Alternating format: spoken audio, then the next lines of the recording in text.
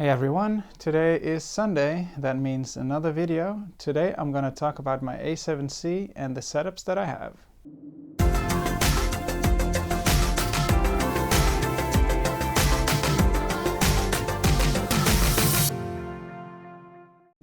Okay, so I bought the A7C about 4 months ago.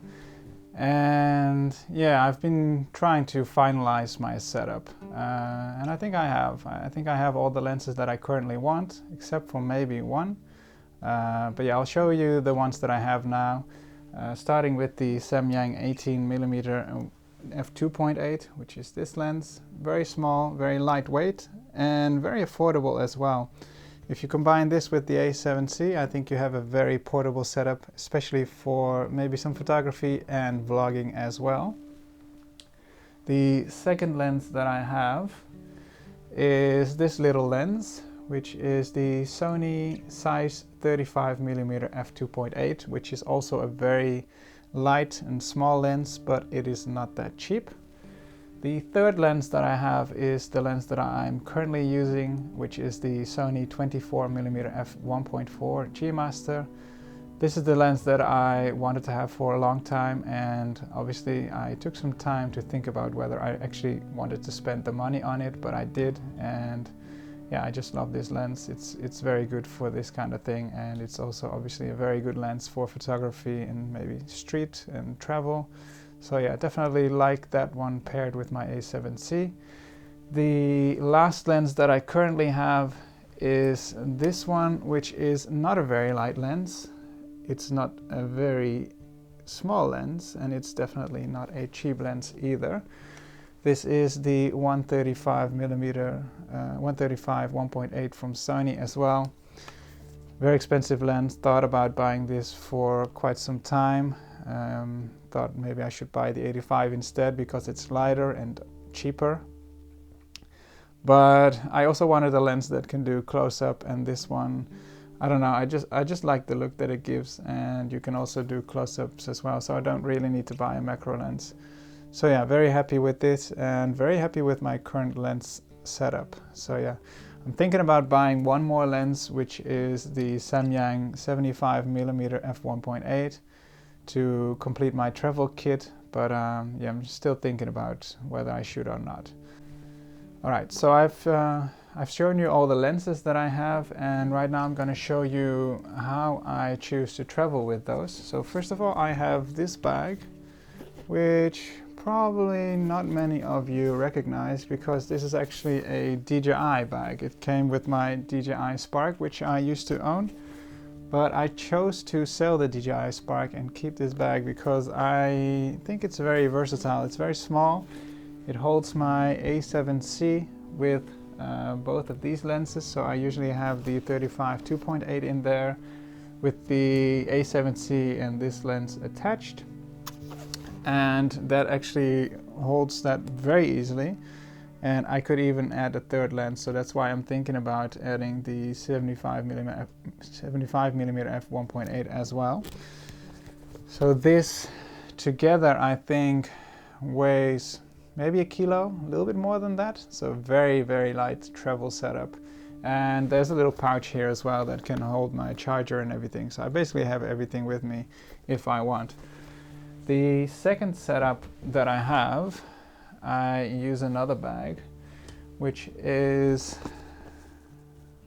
wait, one more thing about that small bag I want to show you. So yeah, this DJI bag I actually also use like a camera insert. So I've got this let's see, what is this one? I've got this messenger bag from ThinkTank, which is the Retrospective 15L. It's a bit of an older bag, I think.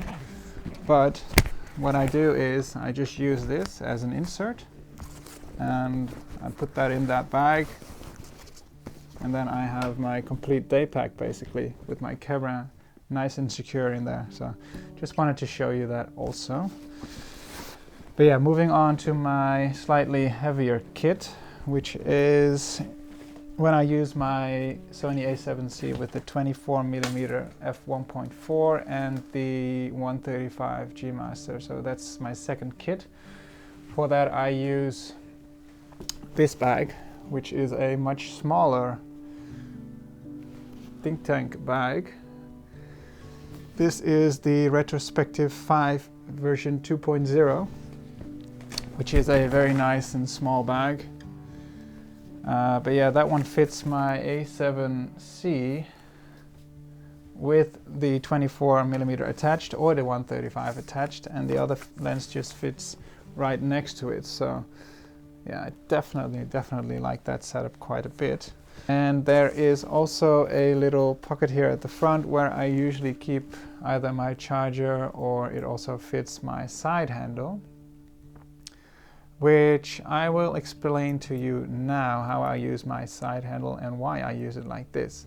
I have this Smallrig side handle which is attached to a Nato clamp, and on the A7c I've got the A7c Smallrig Cage, which does not have a Nato rail, but I added one on the side so that I can just easily detach and attach this side handle to the camera.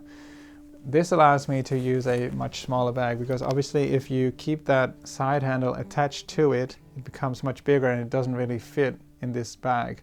But now that I can just detach it and put it in this little pocket at the front, let me open that up. Now I can use that hand grip or the side handle whenever I want, and that's usually when I take videos and not photos. But yeah, I thought I'd show you guys because I really like that feature, to be honest. Slowly becoming my favorite bag, this one. Very small, light, and still very sturdy. The other Retrospective I've had for about 8 years and it's still just flawless. I mean, obviously some wear and tear, but those bags really last a long time. So the last bag that I have that I wanted to show you is a slightly larger bag. This is the Peak Design travel bag, which you probably already knew. Let me just open this one up to show you something. So yeah, this is the bag itself, and when I open this one up, this ThinkTank bag, the Retrospective 5L, actually fits. I'm gonna try and not drop it, but that one actually fits like a camera cube into this bag. That's a bit messy now because I didn't stow it away properly, but it's basically slightly smaller than what the medium camera cube is from Peak Design. And I mean, when you use the camera cube, obviously it stores your camera gear quite safely, but when you get to a destination, I also want to have a camera bag, so I can just use the Peak Design travel bag to travel internationally, or on flights and stuff, or day trips, and then I can just put this bag in, and when I get to my destination I take it out, and then I can just leave the Peak Design bag wherever I'm staying. So yeah, thought about my setups a lot, and I definitely like the route I took. So yeah, that's basically it. That's all of the stuff that I have right now that I use for my camera gear, and I cannot wait for this COVID-19 situation to finally pass so I can use all my bags to travel internationally. Okay, I'm gonna be wrapping up this video. I just wanted to tell you guys that for the first time I'm gonna be trying to add some affiliate links just below in the comments or in the information tab there. It's going to be the first time that I'm trying to add some of those links. I should be putting all the products that I've discussed there. So if you want to buy one of those, there is a 50% chance that you'll be supporting this channel, because I've never used those links and I don't know if they work, but thank you anyways. The second side note that I have is that I've reached 250 subscribers, which is perhaps not a lot in the YouTube world, but I'm very happy about it, and I want to thank everyone who's subscribed so far. My next goal is to reach 1,000, so let's see how long it takes for me to reach 1,000 subs. But thank you for everyone who's subscribed, and to everyone who's going to be subscribing after this video. Thank you guys, and I'll see you guys next week. By the way, I always say guys. I should change that, right? I'm sure there's a few girls as well, right? See you, everyone.